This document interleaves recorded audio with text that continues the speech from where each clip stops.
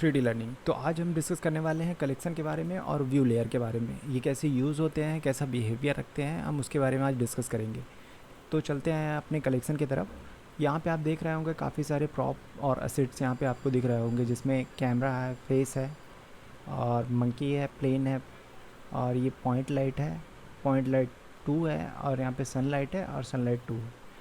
तो यहाँ पे ये सारे एसेट्स यहाँ पे हैं। अभी मैं चाहता हूँ कि मैं कुछ न्यू कलेक्शन क्रिएट करूँ। कलेक्शन बेसिकली जैसा कि आप फ़ोटोशॉप में ग्रुप को यूज़ करते हैं, वैसा ही कुछ बिहेवियर आपको यहाँ पे भी देखने को मिलेगा कलेक्शन का। तो ये ग्रुप बेसिकली होता ये है कि आपके सारे प्रॉप को एक बंच में रखेगा, ग्रुप में रखेगा, जिससे कि आपको वर्क प्लेस पे काफ़ी फ्रीडम मिलेगा। तो अभी मैं अगर कलेक्शन मुझे अगर क्रिएट करना हो तो सिंपली मैं यहाँ पे राइट क्लिक करूँगा और यहाँ पे न्यू कलेक्शन का ऑप्शन आप देख रहे होंगे। फर्स्ट ऑप्शन आपको देखने को यहाँ पे मिलेगा। सेकंड मैं अगर जैसे ही आप व्यू पोर्ट पे आएंगे, व्यू पोर्ट पे आप जैसे ही राइट क्लिक करेंगे, यहाँ पे आप देखेंगे मूव टू कलेक्शन का ऑप्शन आपको देखने को मिलेगा। लेकिन ये तब तक वर्क नहीं करेगा जब तक कि आप किसी प्रॉप को सेलेक्ट ना करें। जैसे कि मैं अभी इसे मंकी को सेलेक्ट कर ले रहा हूँ और व्यू पोर्ट पे राइट क्लिक करता हूँ, या मूव टू कलेक्शन। जैसे ही मैं यहाँ पर क्लिक करूँगा, यहाँ पे न्यू कलेक्शन का ऑप्शन मेरे को देखने को मिलेगा। अगर शॉर्टकट के इसके बारे में बात करें तो कीबोर्ड पे हम जब M टाइप करेंगे तो यहाँ पे न्यू कलेक्शन का ऑप्शन आपको देखने को मिल जाएगा। तो अभी मैं यहाँ पे सीन कलेक्शन में ही आता हूँ और यहाँ पे राइट क्लिक करके एक न्यू कलेक्शन जनरेट करता हूँ। तो अभी आप देख रहे होंगे यहाँ पे न्यू कलेक्शन 2 जनरेट होके आ चुका है। फर्स्ट कलेक्शन अपना ये है और सेकेंड कलेक्शन अपना ये है। अगर मैं चाहूँ इसे जब भी चाहूँ तो इसे मैं रीनेम कर सकता हूँ। तो मैं अभी इसे रीनेम ही कर देता हूँ, जिससे कि सहूलियत हो आपको समझने में कि बेसिकली कलेक्शन यूज़ कैसे हो रहा और कैसे वर्क कर रहा। तो मैं इसमें लेफ़्ट डबल क्लिक करके इसे रीनेम कर सकता हूँ। तो मैं इसे कर देता हूँ फर्स्ट, तो इसे मंकी कर देते हैं। तो ये मेरा फर्स्ट कलेक्शन हो गया और मेरा सेकंड कलेक्शन फेस होगा, क्योंकि मेरे पास ये फेस है। तो मैं इसे लेफ़्ट डबल क्लिक करके इसे फेस कर देता हूँ। मेरे पास अभी 2 कलेक्शन है, एक मंकी का और एक फेस का।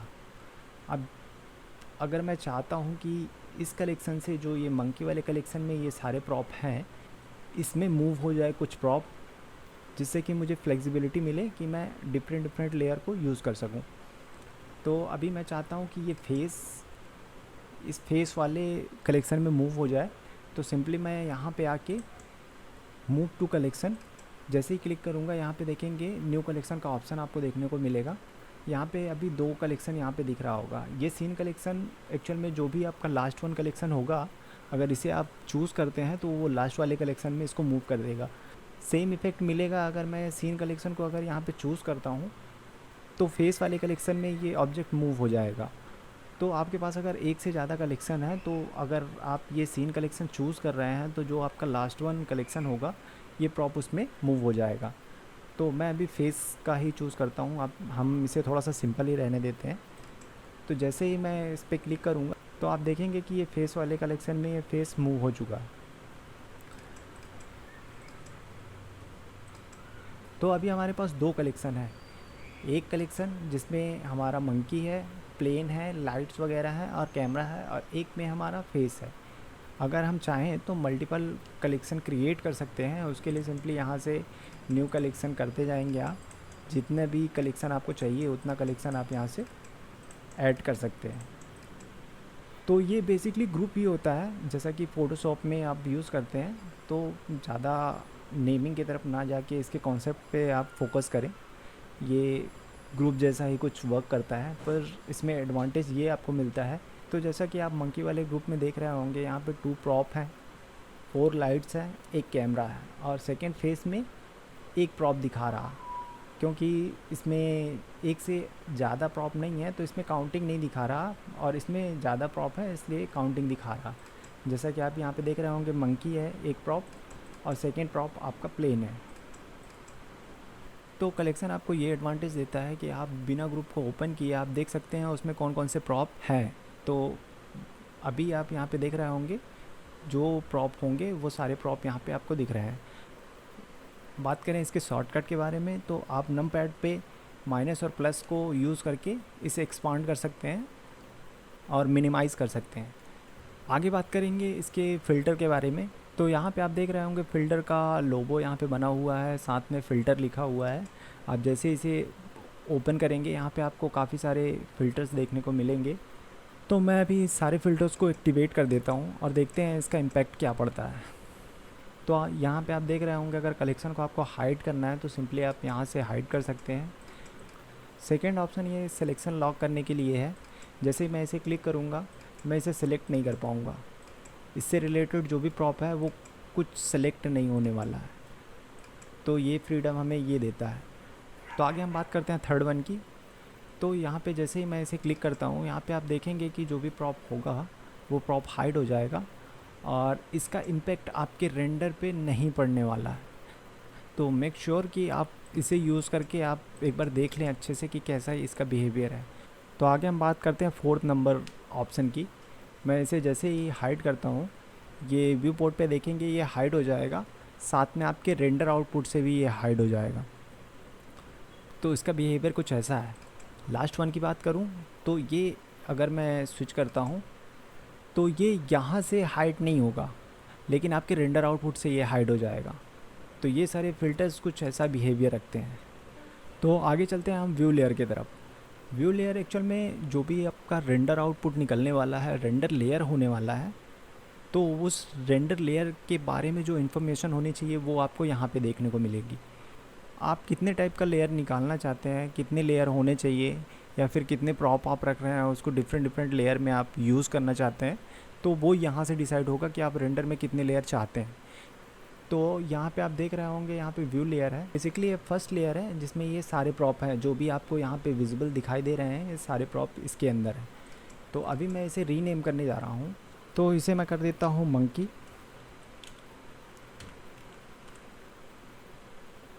_01। तो ये मेरा फर्स्ट लेयर हो गया जिसमें ये सारे प्रॉप हैं। अब मैं चाहता हूँ कि दूसरा लेयर हो जिसमें मेरा सेकंड प्रॉप हो और फर्स्ट लेयर में मेरा मंकी हो और सेकंड लेयर में मेरा फेस हो।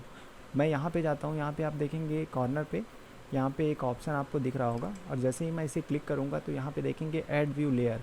तो यहाँ से आप ऐड कर सकते हैं, कॉपी सेटिंग कर सकते हैं और ब्लैंक लेयर यूज़ कर सकते हैं। तो यहाँ पे मैं न्यू लेयर क्रिएट करता हूँ और जैसे ही मैं क्रिएट करूँगा देखेंगे यहाँ मंकी 2 करके ऑप्शन आ रहा है। मैंने पहले भी बताया था इसे आप रीनेम कर सकते हैं। लेफ़्ट डबल क्लिक करके यहाँ पे मैं इसे रीनेम कर देता हूँ। तो मैं इसे फेस कर देता हूँ, फेस 02 कर देता हूँ। तो अभी हमारे पास 2 लेयर हैं जो कि यहाँ से हमको देखने को मिलेगा। यहाँ पे मेरा फर्स्ट लेयर है मंकी 1 और यहाँ पे मेरा सेकेंड लेयर है। आपको दोनों लेयर में सेम प्रॉप मिलेंगे। आपको प्रॉप को हाइड करना पड़ेगा जिससे कि लेयर में आपको फ्लेक्सिबिलिटी मिलेगी कि आप जिस प्रॉप को चाहें उस प्रॉप को ऐड कर सकते हैं और जिस प्रॉप को ना चाहें उसे निकाल सकते हैं। तो अभी मैं चाहता हूँ कि मेरे इस मंकी वाले लेयर पे सिर्फ मंकी हो, ना कि ये फेस हो। तो मैं ये फेस वाले कलेक्शन पे जाता हूँ और इसमें राइट क्लिक करता हूँ। यहाँ पे आप देखेंगे तो जैसे ही आप व्यू लेयर में आएंगे यहाँ पे disable from view layer, enable in view layer and set hide out और क्लियर हाइड आउट, यहाँ पे 4 ऑप्शन आपको देखने को मिलेगा। जैसे ही मैं डिसेबल फ्रॉम व्यू लेयर पे जाऊँगा और यहाँ पे इसे क्लिक करूँगा तो देखेंगे कि ये लेयर यहाँ से डिसेबल हो गया और यहाँ पे ये कुछ ऐसा आपको देखने को मिलेगा। इसका मतलब ये कि ये लेयर यहाँ पे हाइड है। तो मंकी वाले में हमारे सिर्फ मंकी है और हम फेस वाले में जैसे आएंगे देखेंगे कि यहाँ पे भी दोनों लेयर सेम दिख रहे होंगे। तो अभी मैं चाहता हूँ कि ये मंकी वाला लेयर इस फेस वाले लेयर में ना हो, तो मंकी वाले लेयर पे जाके सिंपली मैं राइट क्लिक करूँगा। राइट क्लिक करने के बाद से यहाँ पे व्यू लेयर में आऊँगा, यहाँ पे डिसेबल फ्रॉम दिस लेयर। अभी मैं जैसे ही इसे करता हूँ आप देखेंगे कि मेरे मंकी वाले लेयर पे मंकी है और मेरे फेस वाले लेयर पे फेस है। अगर हम बेसिक तरीके से समझें तो आपके सीन कलेक्शन का मतलब है ग्रुप और व्यू लेयर का मतलब है लेयर जो भी आपका रेंडर आउटपुट निकलने वाला है। तो अभी आप देख रहे होंगे मैंने सब कुछ यहाँ पे प्रॉपर सेट कर चुका है और यहाँ पे मैं अगर मंकी में आऊँ तो यहाँ पे आप देखेंगे कि कुछ प्रॉप इसमें एडिशनल है जैसे कि लाइट्स वगैरह और कैमरा। तो कैमरे को मैं ना यूज़ करके मैं ये सारे लाइट्स को शिफ्ट से शिफ्ट होल्ड करके मैं सारे लाइट को सेलेक्ट करता हूँ और राइट क्लिक करके मैं इसे कॉपी कर लेता हूँ और इसे मैं फेज़ 2 में भी पेस्ट कर रहा हूँ।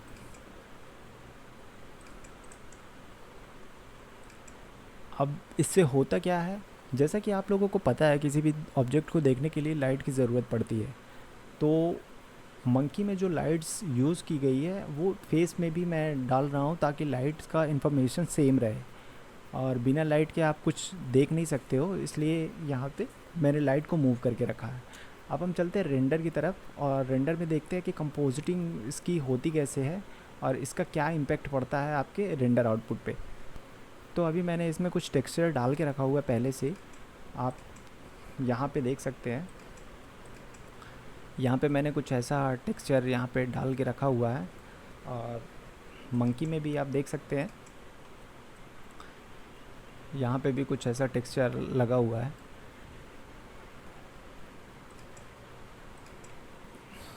तो अभी रेंडर निकाल के देखते हैं कि इसका आउटपुट कैसा निकलने वाला है। तो मैं रेंडर में जाता हूँ, रेंडर इमेज को मैं क्लिक करता हूँ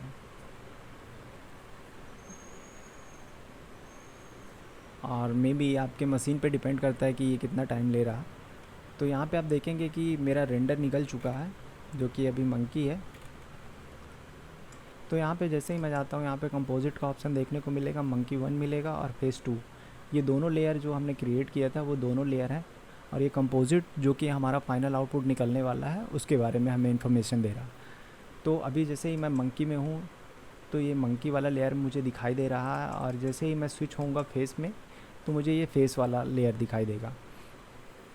अभी मैं इसे मिनिमाइज़ करता हूँ और मैं कंपोजिट नोट में चलता हूँ और यहाँ पे आप देख रहे होंगे को यहाँ से यूज़ नोट करना पड़ेगा और आप यहाँ पे देखेंगे कि आपको दो नोट दिखाई देंगे, जो एक कंपोजिट जो वहाँ पे हम देख रहे थे और यहाँ पे लेयर। तो अभी मैं क्या करता हूँ, एक व्यू लेयर जनरेट करता हूँ। सिंपली मैं शिफ्ट ए प्रेस करता हूँ और सर्च में क्लिक करता हूँ, यहाँ पे मैं व्यू टाइप करता हूँ तो यहाँ पे व्यूअर आपको दिखाई देगा और जैसे ही मैं इसे क्लिक करूँगा तो देखेंगे कि ये कुछ ऐसा आपको देखने को मिलेगा। और इसमें लिंक अनलिंक करने के लिए सिंपली इसे मैं ड्रैग करके यहाँ से इसमें लिंक कर देता हूँ और अल्ट वी अगर मैं प्रेस कर रहा हूँ तो ये बिगर होगा, जो आपका रेजोल्यूशन वगैरह वो स्केल होगा, और सिर्फ वी अगर मैं टाइप करूँ तो ये स्केल होगा। तो ये कुछ ऐसा आपको देखने को मिलेगा लेआउट। तो आप इसे चाहें तो अपने डिफरेंट विंडो में यूज़ कर सकते हैं। मैं यहाँ से जाके कंपोजिट का नोड भी यहाँ पे भी एक ओपन कर लेता हूँ और ये सारे जो लेयर हैं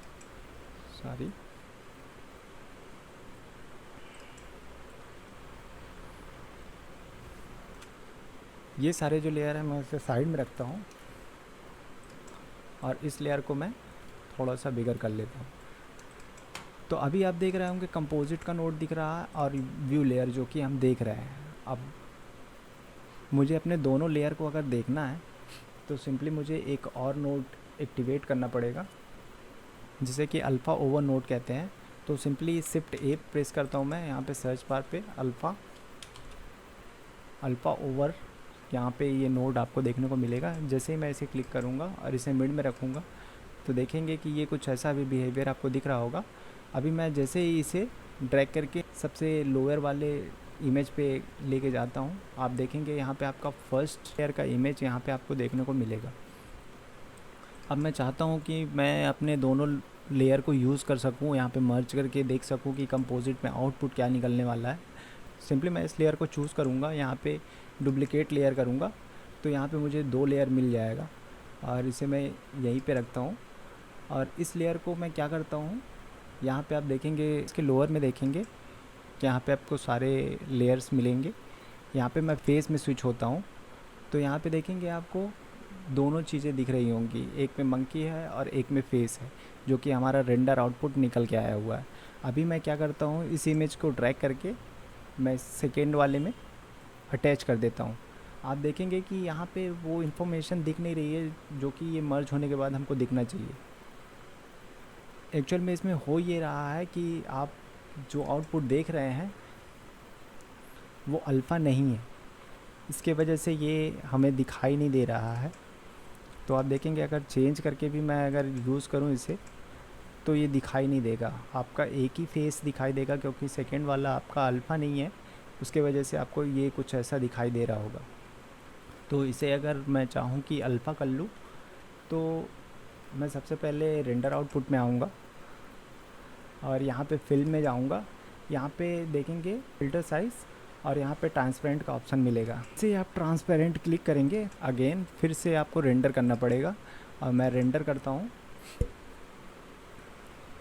तो डिपेंड करता है रेंडर आपके मशीन पे कि वो कितना अच्छा है, तो इसमें थोड़ा सा टाइम लग सकता है। तो जैसा कि आप देख रहे हैं अभी अल्फ़ा आपको कट के मिल रहा है, तो ऐसे ही मेरे दोनों लेयर निकले होंगे। अभी मंकी का भी देखूँ तो देखेंगे कि यहाँ पे ये अल्फ़ा मिला है मुझे। तो अब मैं कंपोजिट करके देखता हूँ कि अब मेरे आउटपुट में क्या है। तो देखेंगे कि यहाँ पे वो सारे चीज़ें पहले से सॉल्व हो चुकी हैं। जो आपका कंपोजिट था उसमें आपको दोनों लेयर देखने को मिलेगा। आगे हम इसके बारे में डिस्कस करेंगे डिटेल से। तब तक के लिए थैंक यू सो मच।